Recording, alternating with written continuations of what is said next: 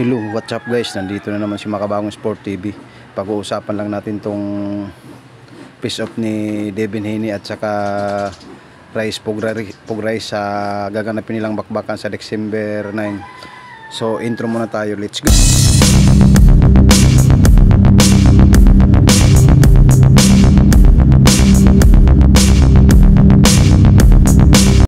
So ayun nga, nag-piece off na kanina si Devin Haney at saka si Rice Pugray sa gaganapin nilang laban sa December 9 dyan sa Amerika.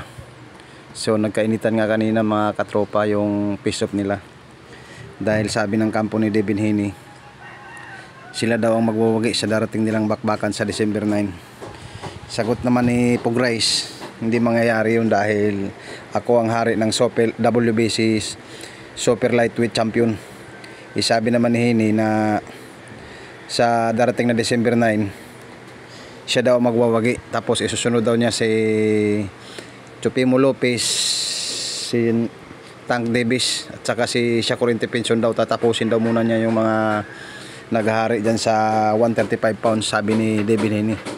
Sagot naman ni Rice Pugray, dadaan ka muna sa butas ng karayom bago ka manalo sa akin sa darating na December 9. Nagkainitan nga po kanina, nag-aasaran sila habang nagbe-face off sa kanilang press conference doon sa Amerika.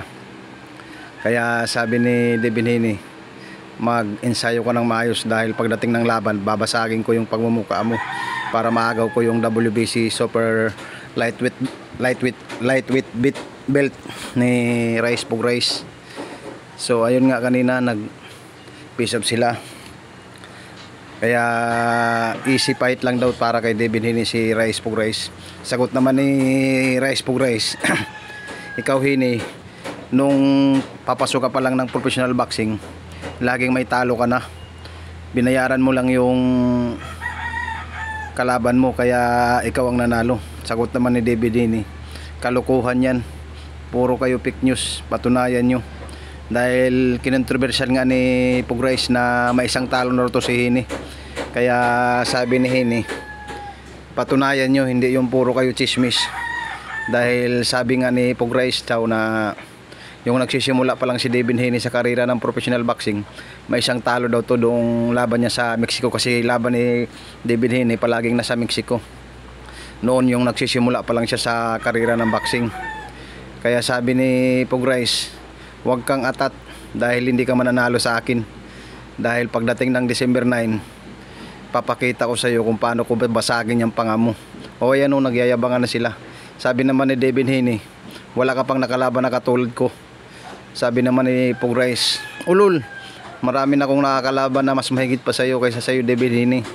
May talo ka ng isa, binayaran mo lang yung kalaban mo kaya panalo ka.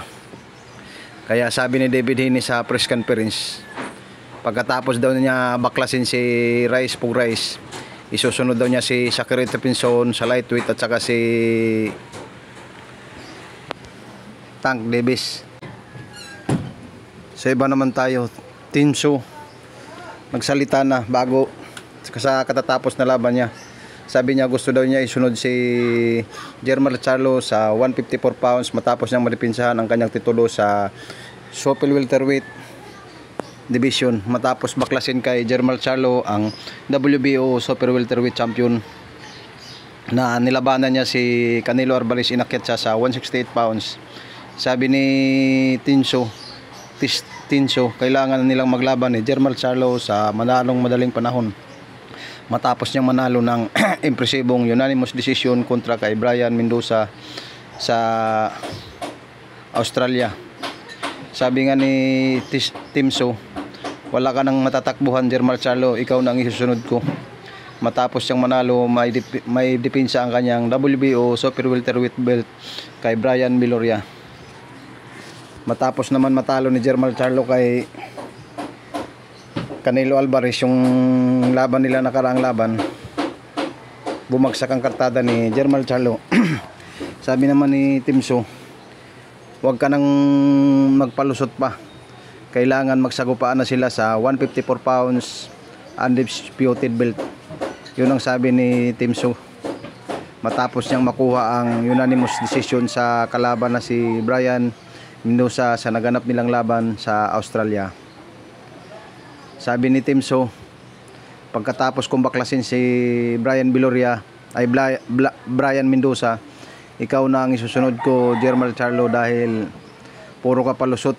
Sabi ni Timso, kailangan na daw nilang maglaban sa super welterweight belt sa susunod na taon para magkaalaman na kung sinong hari sa super welterweight championship. Hanggang dito na lang, maraming salamat po.